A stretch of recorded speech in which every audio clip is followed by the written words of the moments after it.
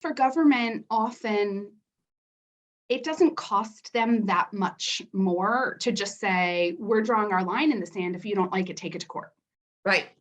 But on the taxpayer side, or the tax, on the vendor side, if it's sales tax, it's a huge decision, right? It's expensive. It's internal resources. It's soft costs, like a reputational hit, like, oh, this big profitable company is challenging this state during a down economic period, right? Like, there's a lot of sensitivities that go into the corporate, or I guess not just corporations, but like the business side decision on whether to litigate, not just how likely are we to win, but all of these soft considerations. And often I in my experience, those often rule the day. And those are often what make the decision, not our likelihood to win, but the impact on our internal resources, the public, if this gets publicized, various things. I do work for one company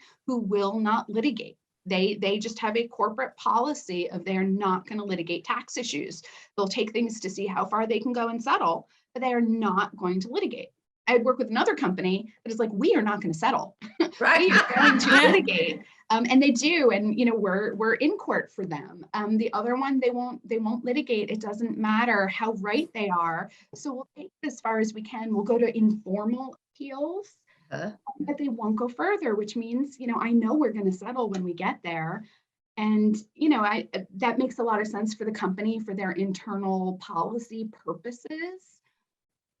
But, it doesn't mean that we're getting to the right answer, which is what. Right. And we don't always leave something out there for people to follow. So there's no breadcrumb trail of what do we do next, taxpayer? Well, that's kind of the frustration. I feel like there's all the secret stuff that happens that about because you settled that case, but it was never published anywhere. So it makes it very difficult to combat what I would call an unruly auditor.